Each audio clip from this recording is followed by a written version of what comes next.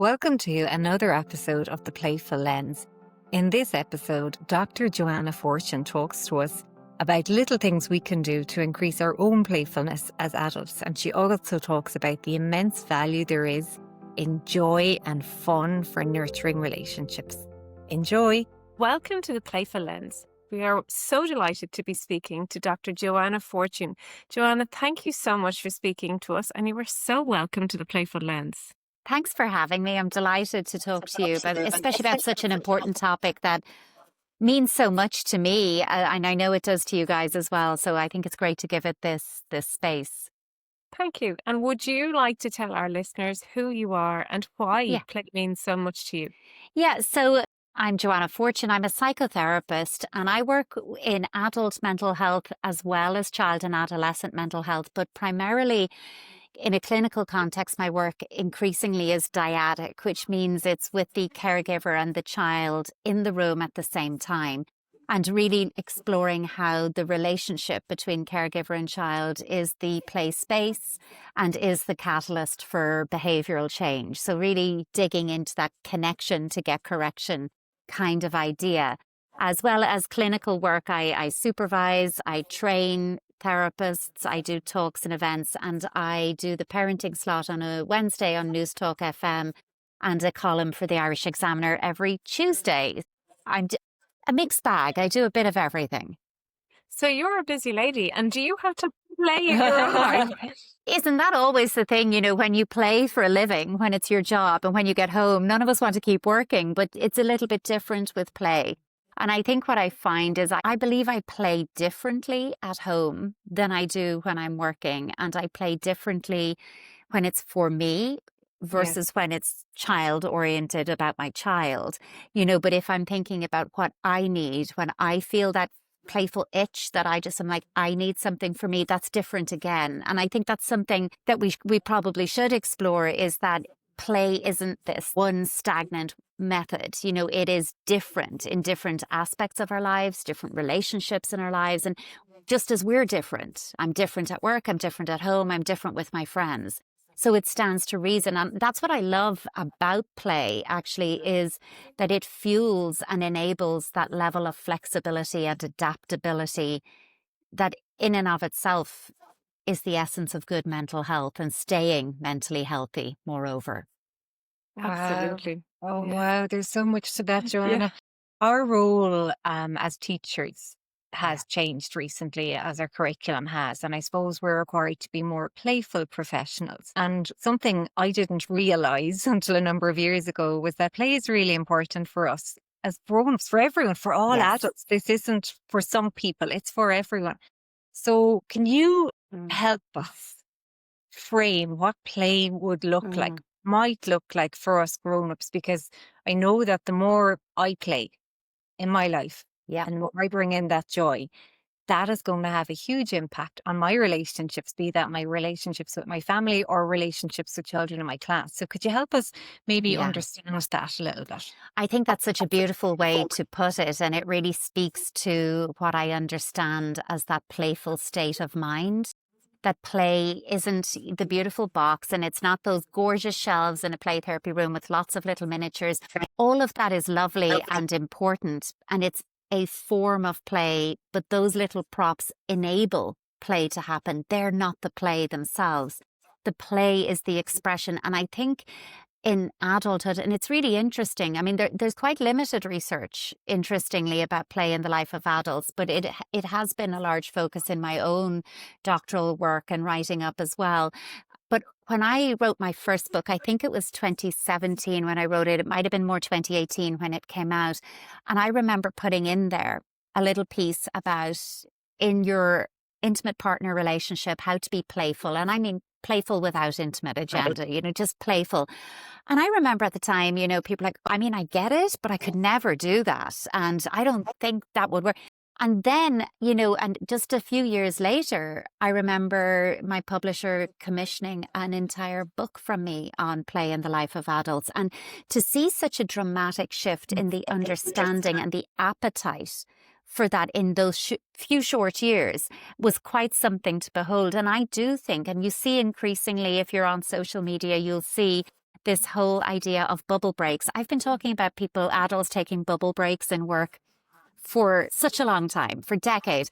And now you see these videos and they're out there and people are saying, well, if you're not taking a smoke break, take a bubble break, and taking out the bottle of bubbles, what would have been, going for a different kind of break.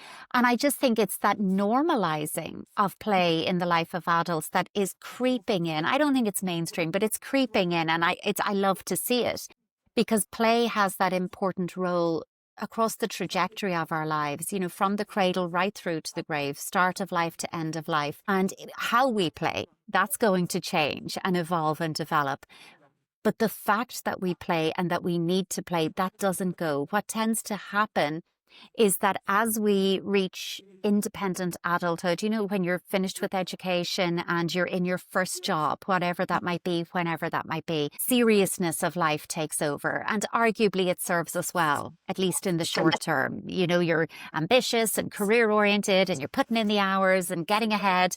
But it's when you lose that playfulness for a prolonged period of time that you begin to see the impact. And it often manifests initially with, and I think we've all had this to some extent, that general feeling of just that bit of stuckness, in your life, where you feel like, I don't really know what's wrong, but I'm fed up, or I just don't feel it. I always think, at least for me, that is a clear indication that I have forgotten to play.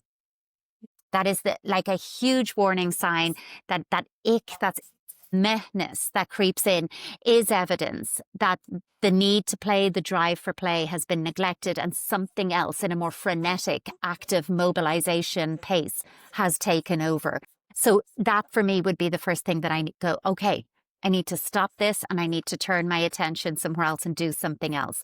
So we do see that play, just as it is a neural activity and a relational activity for children, continues to have that function into adulthood. And what we do know from the limited research that is out there is that adults who experience a high, moderate to high level of playfulness in their adult relationships, that could be intimate partner, but that could be adult siblings, that could be being the adult child of aging parents, do report more relationship satisfaction, do generally say, I experience more contentment, stronger connection, and an overall sense of self that is a better level.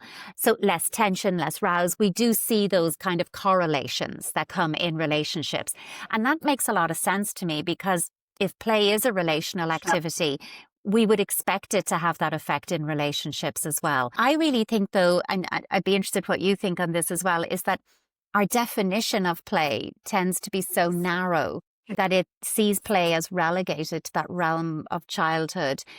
And there's no argument of how important play is for children, but we forget that if we are to playfully bid to connect with children, I'm thinking of changes to the curriculum and that drive for more play-based learning. And, so much is put on teachers already. Could you do this? Could you cover that? Could you cover all kinds of life skills? All in there with the academic curriculum. And I never want play to feel for educators that here's yet another thing I have to do in my already packed workload, because then it becomes performative, doesn't it? It becomes, better get the play face on, better do the play stuff. And it becomes like an obligation. And play can't work like that, because then it's not relational, it's not connection based. And children can feel that. They know that you're faking it. And this isn't one of those fake it till you make it situations. You have to be authentic. But I also think we have to be very understanding that for many adults, the idea of going in and playing with a room full of children, that's a big ask. That's a lot. And to presume it without saying, and here's the program of play we're going to put you through so that you really reconnect with that side of yourself. We've all been there. We've all been playful at some point in our lives. It will look and sound differently, but we've all experienced that. But it might be a while since you flexed your play muscles, and you wouldn't go back to the gym 5 days a week if you hadn't been for quite a while. You'd ease yourself in. And I do think there's some part of the play process that's being short-circuited in the assumption or expectation that just go in and playfully teach maths. That's really interesting. And what I find really interesting about what you were just saying there is that, obviously we're talking about teachers and bringing that playfulness into the classroom, but you're talking about adults. So this is not just limited to teachers. It's all adults. And Absolutely. that playfulness that we all need to develop. Yes, obviously we're looking at it through the lens of teachers, but it's so interesting. It's just resonating. I'm thinking of other people in my own life who aren't teachers, who are playful or maybe aren't playful. And it's so interesting, that perspective of the playful adult. I love that. And one of my favorite quotes on play is your quote, that play is not just a box of toys. It is a state of mind and a way of being. And it's so true, isn't it? It is. And it's something that, Donald Winnicott, a British child psychoanalyst, would have said, I think around the 70s in his book, Playing and Reality. He talks about the difference between the act of playing and playful. And he differentiates between that play is something that we do. Yes. And it's not something we should seek to over intellectualize. And that's the state of mind that it has to be something that we feel. You can be playful in how you say good morning to somebody. You can be playful in how you share a cup of tea. Playfulness is a way of being. And I think but also I do think what you were saying there is so interesting, because I do think that without exception, everybody is more playful than they give themselves credit for. Yeah. It's just, if you say play is, the paint splattered overalls and the wacky hair and the funky, and you're like, great, but that's one form of whimsical play, and that is a play trait, a play personality, and Stuart Brown writes extensively about these. But if you are somebody who's more playful with concepts and ideas and abstract notions, and you're somebody who loves nothing more than Wordle or a puzzle or Sudoku and all of those things, you're intellectually playful, but that is your play space.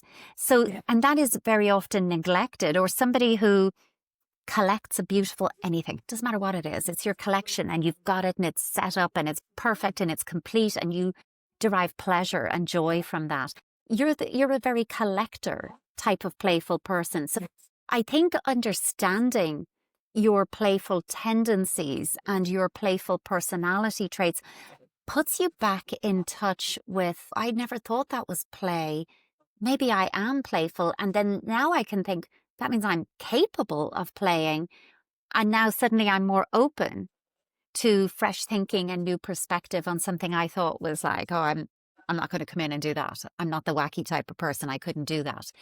So I do think, that if you don't start at the path of greatest resistance, I always think when I'm privileged to talk quite a bit to adults about play as well, is don't start with the thing that makes you get the biggest ick. Don't, because you're setting yourself up to fail. Like, start somewhere where you're like, I could do that. Yeah. And if I do that and I embed that as a practice, I can grow that from there, and I can push myself a little, not a lot, but a little beyond into something new, or thinking about the things that you loved to do as a child. And how long is it since you've gotten to do something like that? And is there a way that you could reconnect, maybe not with that exact thing, but something like that? Now, I think that's a really good place to start. You've given us loads of guidance, because one of the things I was going to ask you earlier, if I'm feeling a bit fed up, I'm stuck, and play is a million miles away, even though you have told us this is important, this is really good for your health. I was saying, so how do I get from this fed up state to being to reconnecting with my playfulness? But you've given us little hints there. You've said, I do. And I think it's simple things. Like, sometimes I say things and I'm like, gosh, that's really like entry level. And someone's like, no, couldn't do that. But you could take a playful walk. You could get out and go for a walk. You can put your earphones in if you want, but you don't have to. And if you go for a playful walk and you make sure you're going to make eye contact and say hello to people that you pass along the way, no earphones is your help there. But equally, you could say, before you leave the house, every time I see a red car, I'm going to do a little hop. That's it. And nobody's going to know what you're doing. Nobody cares what you're doing. But as you go around your walking, you see, there's the red car. And you keep going then like nothing happened. And you give yourself a little giggle, and you give yourself a little like, nobody knows what I'm doing but me. But it keeps you anchored into the now moments as well. Because when you walk and your mind starts wandering and ruminating on all of the things you're trying to avoid, it's a bit of a, in mindfulness and meditation, there's a thing called bird practice, where if you go out for a walk and to stop your mind wandering from the now. Every time you hear a bird, you say, I hear a bird. And it just pulls you back into the now. But if you are walking in a more urban area, I mean, the chances of you hearing a bird are maybe not as frequent as seeing a red car. So it's just, and the little playful hop just gives you that bit of dipping your toe into it. And I also think starting with something subtle that you can do at home, and, you know, and something that's quite sensory, because that takes you out of your busy head into that kind of embodied presence of now. And, you know, I like to do the ice cube thing as a practice, where you get your ice cube tray and I put a little piece of Lego in each of the compartments, fill it with water, freeze it. And every day, maybe it depends on if you're living alone, do it yourself. If you live with people, bring them all in on it. So make lots of ice. But you get a basin or a small baking bowl of tepid water, so barely lukewarm. And you take an ice cube, you can do one hand or two, and you feel that ice on your skin, and immediately it changes the sensory experience. And then submerge your hands into that bowl, and you just have to hold them there. You've got ice in your skin, and your skin in warm, lukewarm water. And now you have to wait. Delayed gratification, impulse control, slowing yourself down, coming out of your busy head. And then you get the little Lego blocks when the ice melts, and you can just attach them. And if you repeat that daily, and you keep adding your Lego blocks as you go, you build something, you create something over the course of the week. And if it's a collaborative project, if it's with your family or housemates or whoever you live with, but equally it's something you can do on your own, and you don't have to explain that or contextualize it, you just do it. Those are smaller things that you can do, and you make a commitment. I will do my ice cubes every day. And that's going to take you a few minutes, but you're making a conscious choice. Yeah. That I'm going to make sure I build a bit of playfulness in here. Yeah, I that's love such a that. lovely activity. It really is. It's Yeah. really, and very simple, as you say. It's So just simple. and so sensory. We've actually started, we have two little boys, 7 and 2, and we've started going for a walk every evening after dinner with the torches, and we go Lovely. leaves.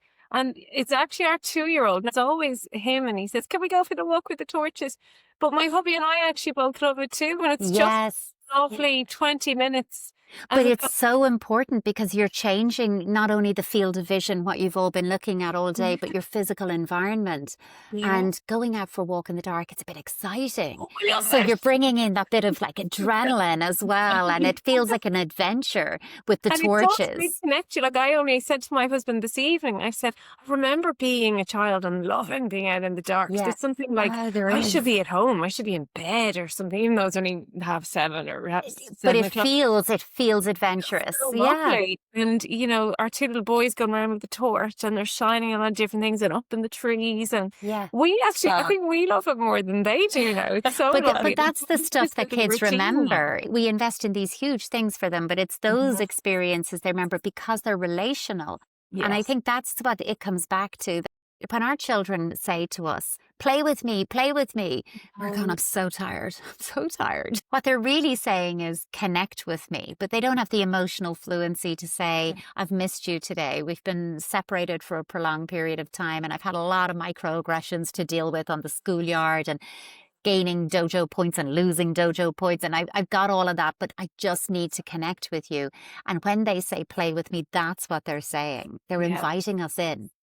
And it's in that connection, even if it's, as I would always say, even if it's that ring fence 15 minutes, but if it's that time, you become very predictable for your child. And when you're predictable, you feel safe.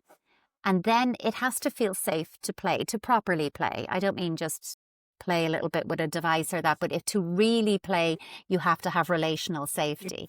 But somebody who's predictable, and I can anticipate with certainty that when I say play with me, you will play with me. You feel safe. I trust you. We have a strong connection. And within that connection and through that play, I'm giving you my day. You don't have to ask me. It's happening here.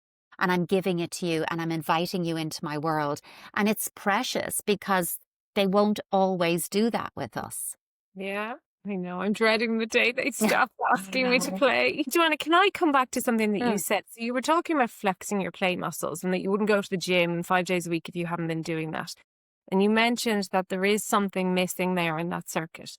So either for teachers or for parents who want to reflex their play muscles, like what advice would you give How do we fix that short circuiting, and how do we reconnect with that playfulness, either as a teacher or as a parent? Yeah, I think it starts with being quite conscious about, I want to do this. And then it's about looking at what areas in my life can I make more playful without seeking to add a new, I got to sign up to a 10-week course to, no, you don't. Like maybe it's that you travel to work on a bus, a Lewis, a Dart, whatever, a train, whatever it is, and you're not going to put your earphones in and you're not going to scroll your phone. I know, crazy, but you're not going to scroll your phone. You are going to look out a window and you're just going to let your mind wander. You're going to notice things, see things. When you do, it'll form a connection. It will evoke a memory. It will remind you of a time when, and you're just going to free associate, just let your mind wander.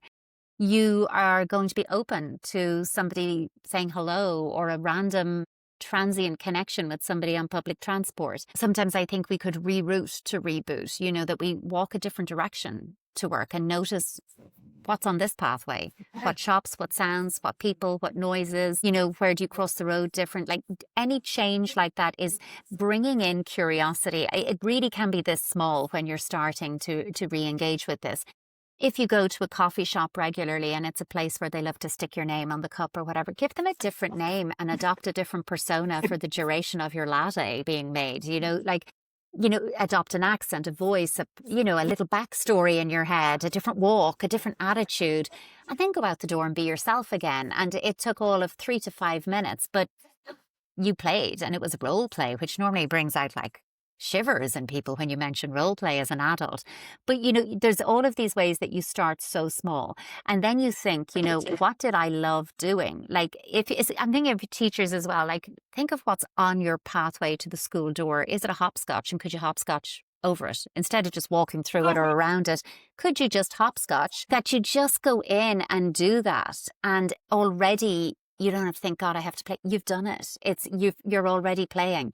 And if the kids see you doing that, they'll think it's a hoot, you know. So you're also then eliciting that joyful connection, because this is what play does. It's relational. So it offers the opportunity for shared joy, because joy isn't something that I just have myself. If I grow up into an adult who is capable of experiencing joy in life and other people and things, it's because at some point in my life, probably early on, I experienced being enjoyed by somebody, and it taught me that I'm enjoyable and that I enjoyed that, and it puts me in pursuit of joy.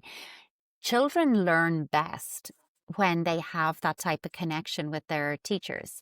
And, you know, there's studies that back that's not just me being idealistic or romanticizing, but when children feel a connection with their teachers, with their educators, outcomes are better.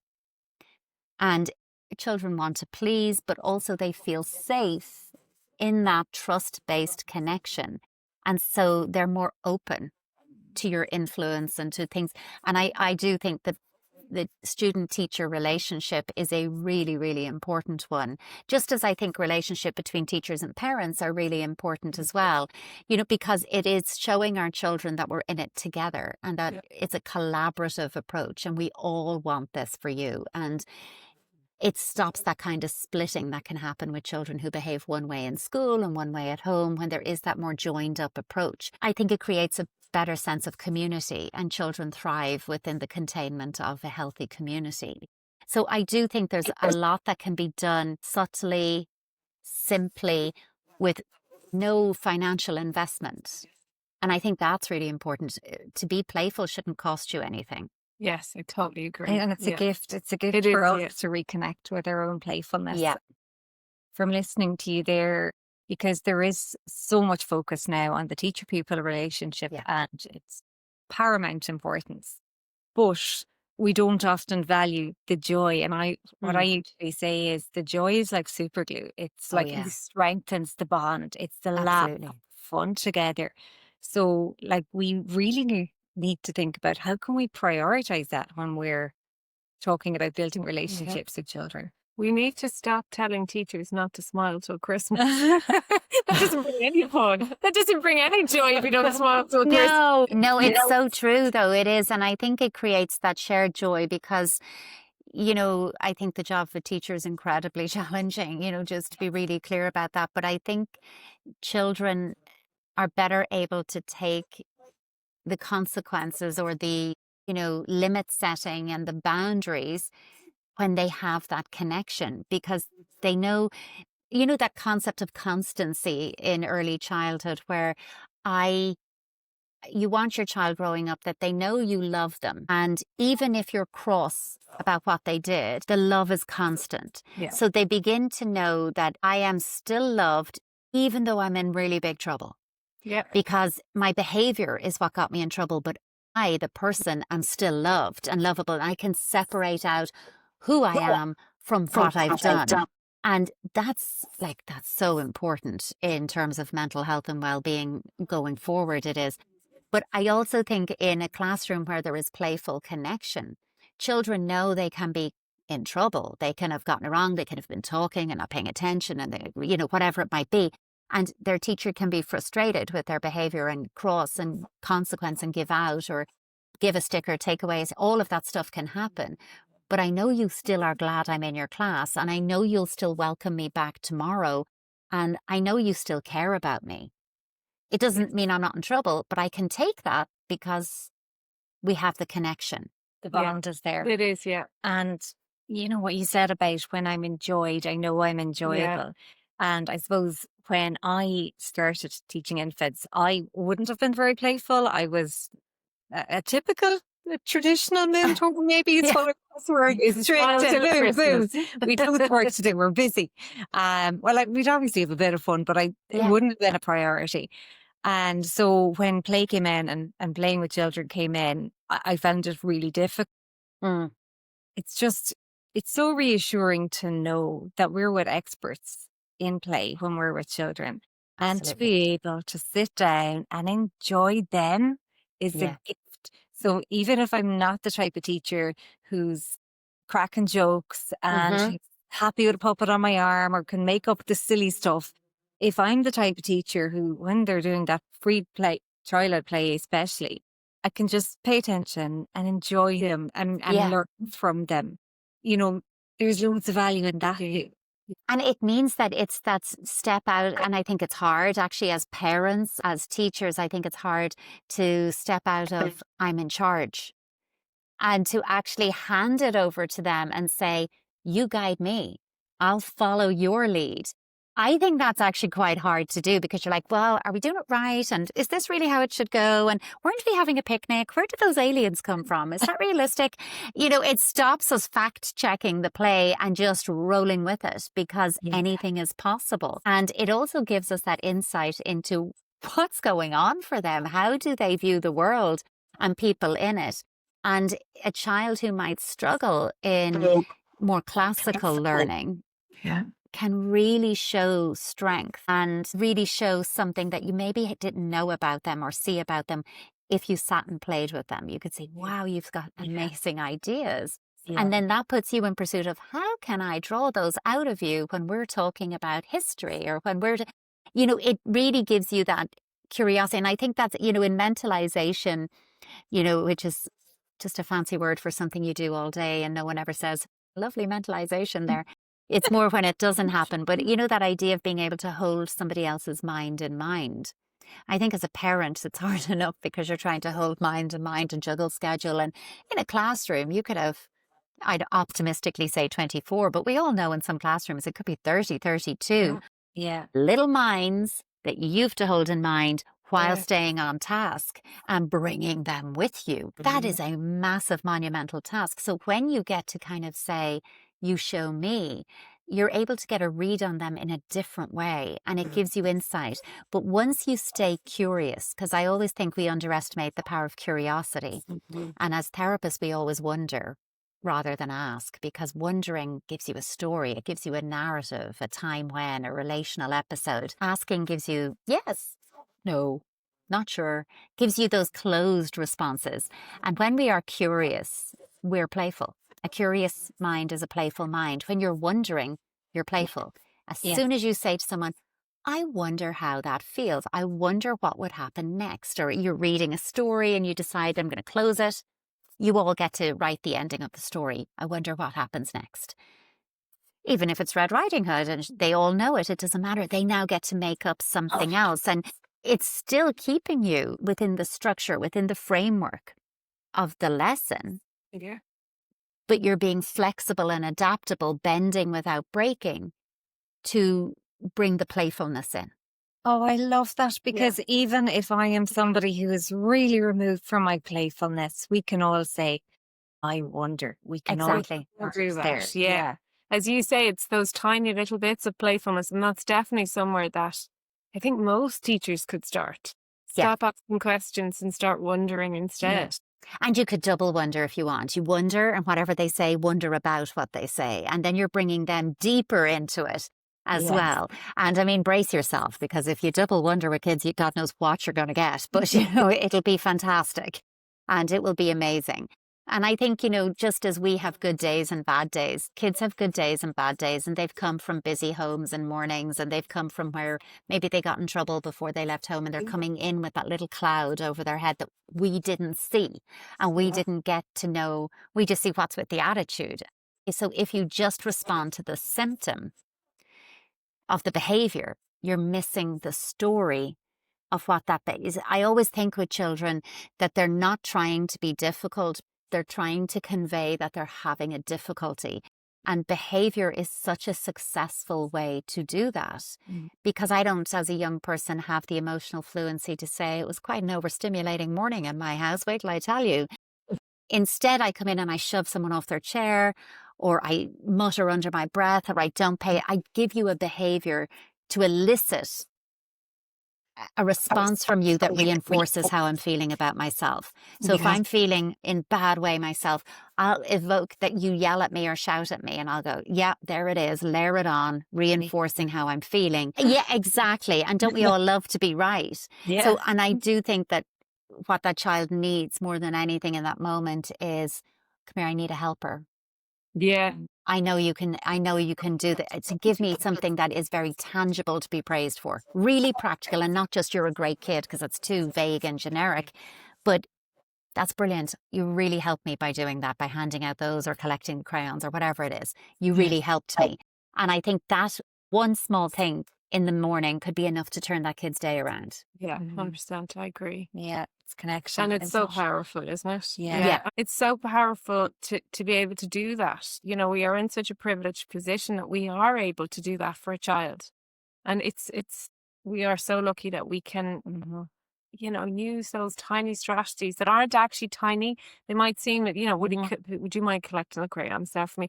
And to turn a child's day around, I mean, it's such a privilege, isn't it? Yeah. It is. And I mean, and look, you're not going to catch it all the time, because there's one of how many sitting there. But if you're getting it more than you're not, good enough really is good enough here. I don't want anyone thinking, oh my God, I have to be like an emotional meerkat scanning the classroom for who's having a good day or a bad day. Where are they all at? Not at all. The bad days usually let themselves be known. And that said, I would always look for, there's always the child whose name comes easily. You don't even have to turn around and that child is up to something. But that child gets their name called a lot. They get acknowledged a lot. But there's always think about the child whose name never gets called. Because I would always be curious about the child who's going beneath the surface, and what kind of a strategy is that, and is there a way of connecting with that child? Because one needs to come down, one needs to come up, but that's play, isn't it? It's this regulatory roller coaster where you're doing this wave. Just going to say that play is such, like as you've said, it's such a great way of connecting. So if that child has gone under the radar by playing and by observing and by being with them and enjoying them, we may actually change their day without realizing we have done it. Exactly. Yes, there is the child who you go, here, we collect those crayons. Would you go on a message for them? Because I know they need it. But there's another child there who has gone under the radar, who is just so quite, like you say, the child whose name is never called. But by engaging in the playful and play-based learning, rather than sit there, read the chapter, do the 20 questions, I'm not going to change their day by doing that. Yeah. Whereas No. you may through playful learning or And just child-led play. do you know, that's why I think we're Mm. so privileged that we have child play in our Yes. curriculum, Yeah. because Yeah. we get to let them play, and suddenly it's not all on me as Yeah. the teacher. Yeah. Suddenly they're doing it for each other. Yes. And it's just, Yeah. I'm like a broken record, because well-being is such a buzz at the moment, and Oh, yeah. we're required to have it at the core of our ethos. Yeah. And for me, what I always say is, we need the first step, the foundation for well-being in our schools is play, and particularly that child-led play. So let's get that up and Yeah. running, like really, really well. And then we can talk about all the other stuff Yeah. that we want to teach children. But until we establish that and value that, teachers, parents, and the children themselves valuing that, I feel like we're not maximizing the potential that we have at our disposal. I totally agree. And playing with play, you know, that there will be days where you're going to bring a lot of rhythm and synchrony and clapping games and mirroring activities and movement and stamping, because we know that rhythm and synchrony activate the parts of the brain associated with emotional regulation. So when they're all feeling it all over the place, higgledy-piggledy, the best thing you'll do is get up and have them all dance for 3 minutes. You know, have a little classroom disco. And they won't see it coming. It'll be unexpected. And sitting down, you're getting them more into that. They won't all be exactly the same, but within that window of tolerance or that zone of optimal arousal, you know, having a good dance before and after transitions, dancing your way in, dancing your way out is a great way for kids to reestablish synchrony and connection with each other. And I think we would underestimate that wouldn't count as part of the play curriculum. Of course it does. You know, it absolutely does. But I also think giving them that free play you're describing there, it's also an experience of low demand activity when they've had to follow a lot of adult led instruction. This is where they get to, okay, I'm in the driving seat, and they get to do that. But it's also allowing them to assimilate the learning of their day, to integrate it and process it and bring it into, you know, tangible understanding. So they're not on the DOS or they're on a break from learning now that they're playing. They're actively learning while they're playing. And you've hit on the DOS. As a teacher, Yeah, I yeah. would often feel like I'm on the DOS here, because Yeah. they're playing and I'm just sitting down playing with them. Yeah, but it's not. I mean, it's active learning. Yeah.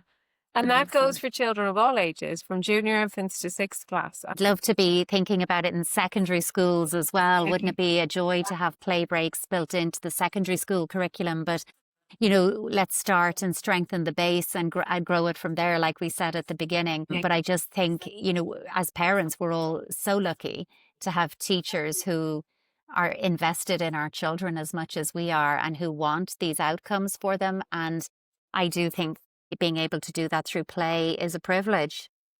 Yeah, Yeah, such a privilege. absolutely. Joanna, thank you so much. Before we let you go, we have a little bit of playfulness we'd like to bring your way. We have 5 questions we'd like to ask you. Okay. Right. Okay. So are you ready? Yes, I'm ready. Okay. What was your favorite thing to play with as a child? I loved making like homemade perfume out of water and the petals from the flowers in the garden. I'd make jars of homemade perfume. Oh, so lovely. If you had a stick to play with, what would it become? A magic wand. What is a playful habit that you never grew out of? Oh, that's such a good one. Actually, my playful habit I never grew out of is making time to play. It has changed as I've grown up, but I do make time. I do crafty needle felting classes to make little furry animals. I'm not craftily gifted. I just enjoy it. So I still do kind of wacky, whimsical things. So I never grew out of whimsical play. Fabulous. Gorgeous. And who nurtures or nurtured your playfulness?